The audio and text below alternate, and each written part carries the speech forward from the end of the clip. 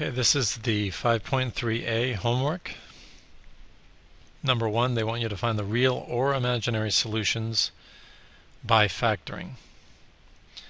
So the first thing that we want to do is, number 1, we want to put it in order, and it is in order. You can see that the x cubed is here, and then the constant is here. Then we want to check to see if there's any greatest common factor.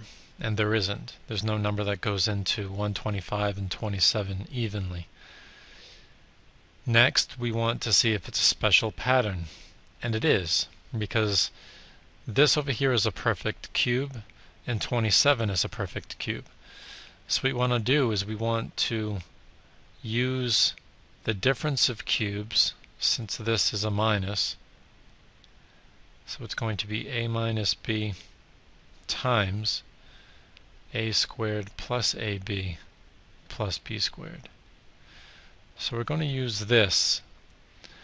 The first thing that we need to do is we need to find out what our a's and b's are so that we can simplify and substitute in here. So we need to rewrite it as something cubed minus something cubed. That will then give us our a and b. So 5 cubed is 125. And then x cubed gives you the x cubed. 3 cubed gives you the 27. So your a is 5x and your b is 3. So we're going to substitute those in all over here. So a minus b times a squared is going to be 25x squared plus ab is going to be 15x plus b squared is going to be 9. Okay, so now what we can do is we can get our solutions from this. This is going to give us a solution of 3/5. This is going to give us 2 solutions because it's a quadratic. Now this quadratic, we're going to have to use the quadratic formula to get the solutions from this. So, So the opposite of b plus or minus the square root of b squared minus 4ac all over 2a. Let's simplify this. We get negative 15 plus or minus 15 squared times, minus 4 times 25 times 9. You should get negative 675 all divided by 50. Now what we can do is we can extract the negative and reduce or simplify the root 675. So I'm going to simplify root 675 over here.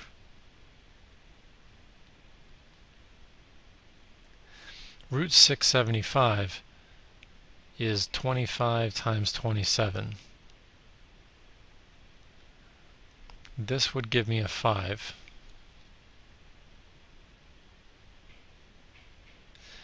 This is the same as root 9 times root 3. So this would give me a 3. So 5 times 3 times root 3 would be 15 root 3.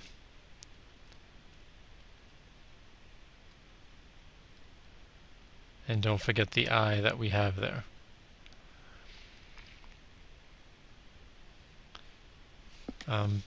You could have done 225 times 3, root 225 times root 3, and root 225 is 15. That's a more direct root, but I just did 25 first because I knew that 25 went in there. So now what we can do is we can cancel, because we have 15, 15, and 50. 5 goes into all of those. So 5 goes into that 3 times, and 10 times. So here's my two rest of the answers. So we're going to have negative 3 plus 3i root 3 over 10, and negative 3 minus 3i root 3 all over 10. So these three are your solutions. This is real, and these two are imaginary because of the i's.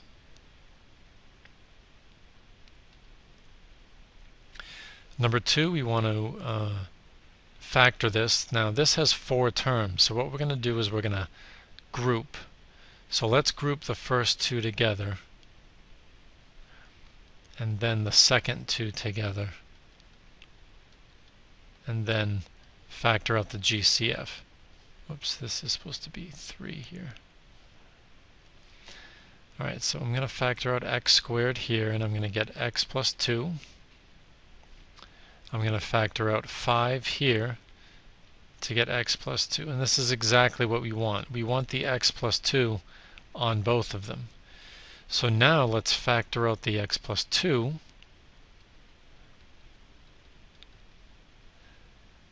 And if I factor out x plus 2 from these two, I get x squared. If I factor x plus 2 out from this, I get 5. Now this will give us solutions. This gives us a negative 2 as a solution. This will give us two solutions because it's squared. So x squared plus 5 equals 0. Let's move the 5 over and then take the square root of both sides. Now if I take out the I get plus or minus I root 5. So I root 5 and negative I root 5. So these are your three solutions, or your zeros. One of them is real, the other two are imaginary. Alright, so find the solutions by graphing. So let's graph this really quick here. So 3x to the third minus 6x squared minus 9x.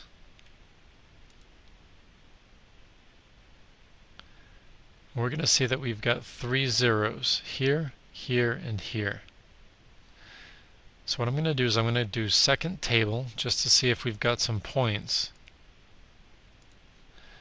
And we do. So we're going to, whoops, that was weird. What is going on here? Craziness. Alright, so let's see if we can plot some of these points. Negative 1, 0 is going to be right here. 0, 0, and 3, 0. So those are your 3 zeros. 1, negative 12 is on our graph here. And it looks like that's the only ones that's going to be on the graph. What we can do is we can find this local max right here and then plot that. So second trace max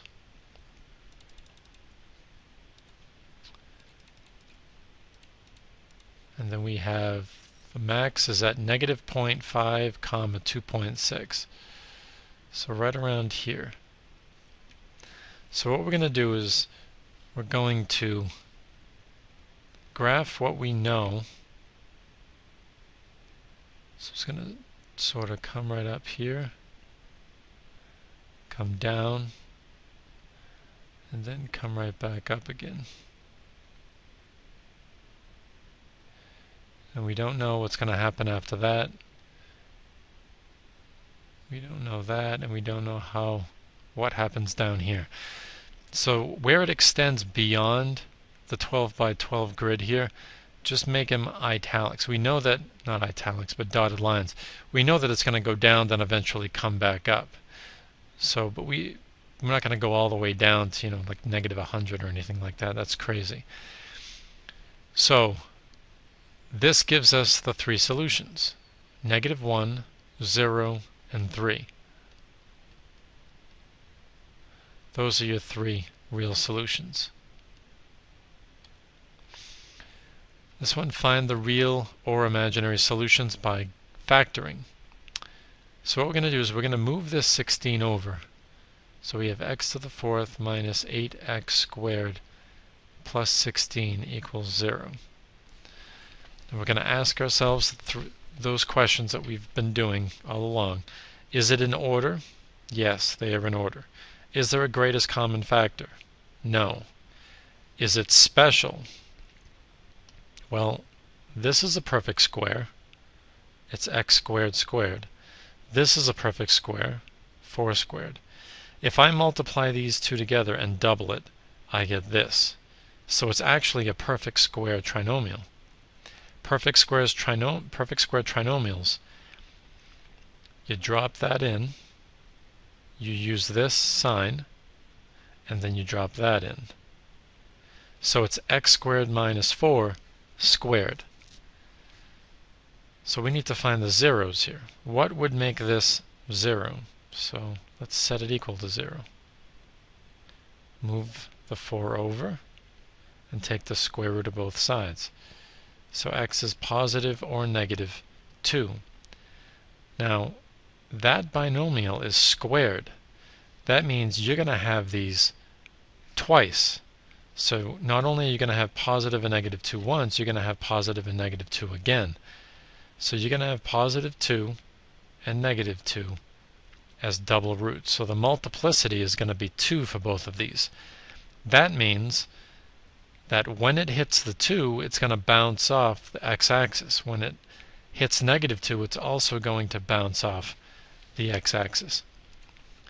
Just for fun here, why is it doing that? That's craziness.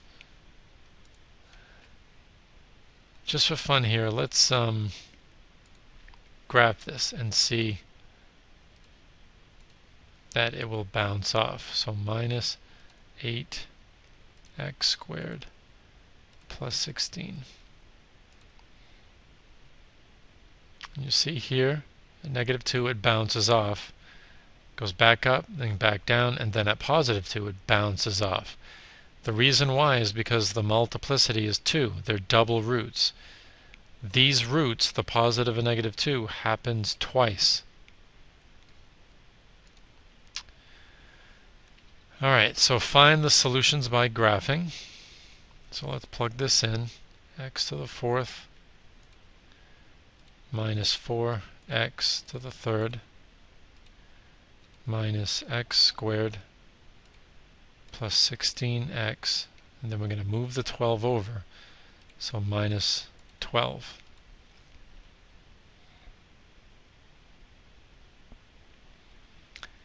Alright, so it looks like our zeros are going to be 1, 2, 3, and 4. 4 zeros here, and that's the number of zeros that we're going to have.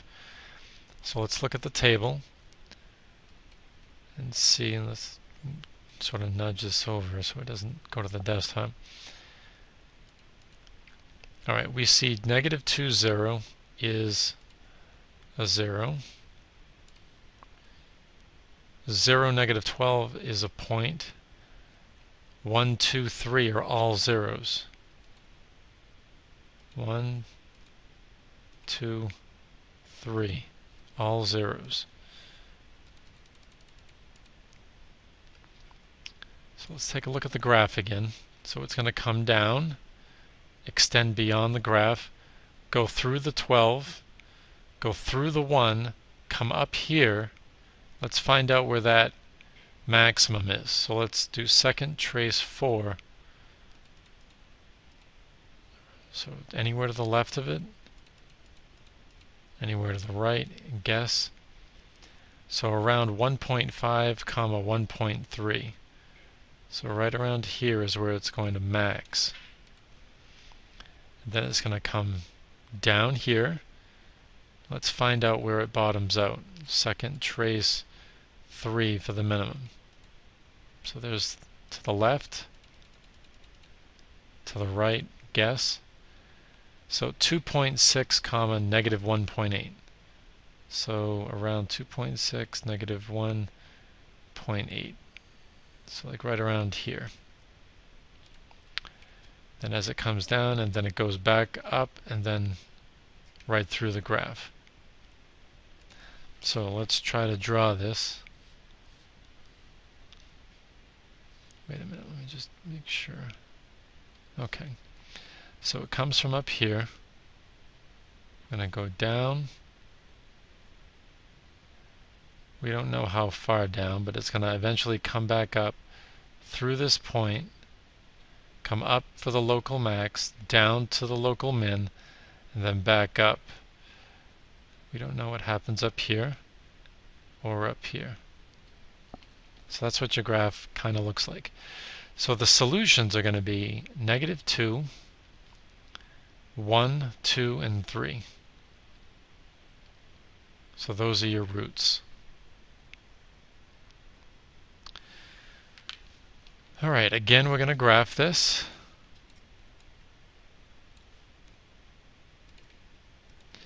So x raised to the 4th minus 10x squared plus 9.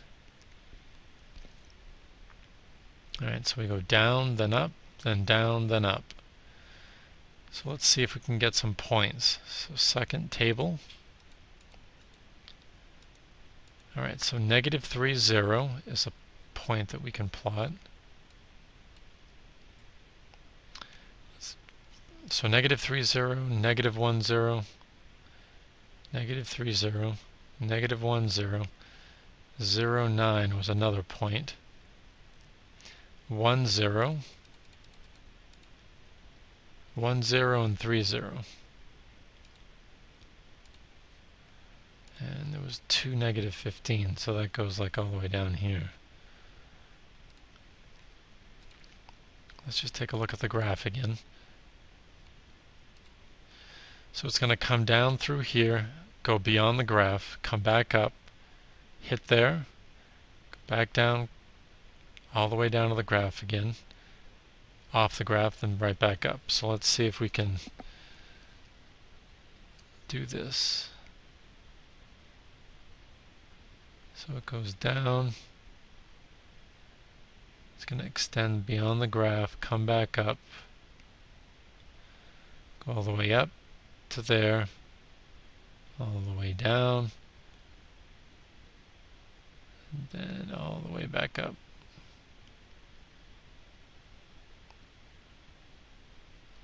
So there's your graph.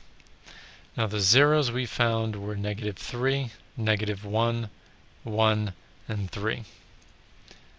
Whoops. So -3, -1, 1, and 3. Now it says rewrite it with as factored form. So what we can do is we can say y equals, this came from x plus 3, this came from x plus 1, that came from x minus 1, that came from x minus 3. And that's what it looks like in factored form. Alright, write this out in factored form. So it's in order. Let's check to see if there's a GCF, and yes there is. 3 goes into all of those. So let's factor that out first. And then let's finish factoring here. So we're going to have an easy trinomial, so let's do that out. X and x, same sign, both are negative. Two numbers that multiply to give you 8 but add to give you 6 is 2 and 4. And that's it. Solve by factoring. Right? It's in order. There's no greatest common factor. It's a relatively easy trinomial since 2 is a prime number. So we know that 2x times x is the only way to get the 2x squared. Now we need two numbers to multiply to give you 3. So it obviously has to be 1 and 3. If the 1 is here and the 3 is here, that's one option. Or the 1 is here and the 3 is here, that's another option. But remember, we need, the signs are going to be different, and we need a -5. So because the 2 multiplies with the outside here, I'm going to make this the -3 and make this the +1, so that we get the -6 here plus the 1x. So a -6x plus 1x will give me the -5x. Now they want you to solve it This is going to give you negative 1/2. This is going to give you 3. So these are your two solutions. Alright, this one over here is just a plug and play. You want to simplify, well, first substitute and then simplify. So 16 x minus 4. So if x is 1, 1 minus 4 is negative 3. Times y minus 2. If y is negative 2, then it's going to be negative 2 minus 2 is negative 4. Divided by 4 times x minus 3. If x is 1, 1 minus 3 is negative 2, times y, which is negative 2. We can do a bunch of canceling here if you want. This 4 and that negative 4 cancel. You get this 2 and this 16 becomes an 8. That 2 and that 8 becomes a 4. The negative times a negative is a positive, so we can cancel those. This negative and that negative become a positive. So everything down here cancels. We have a 4 times a 3 times a 1. That's going to give me 12 as the final answer. And number 10, a student comes to you, says that 1, 2, 3, and 4 are the zeros of a cubic polynomial function. All right, a cubic function has an exponent of 3. That's the highest exponent. And we mentioned in class that the degree, the highest exponent value that you see in a function tells you how many roots. So if it's a cubic, that 3 tells you you're going to have 3 solutions. We're not talking about the number of real solutions or the number of imaginary solutions, just solutions in total, 3 of them, max. No min, no max, that's what it is, 3. You're going to have 3 solutions. He's coming to you and saying, I've got 1, 2, 3, 4 solutions.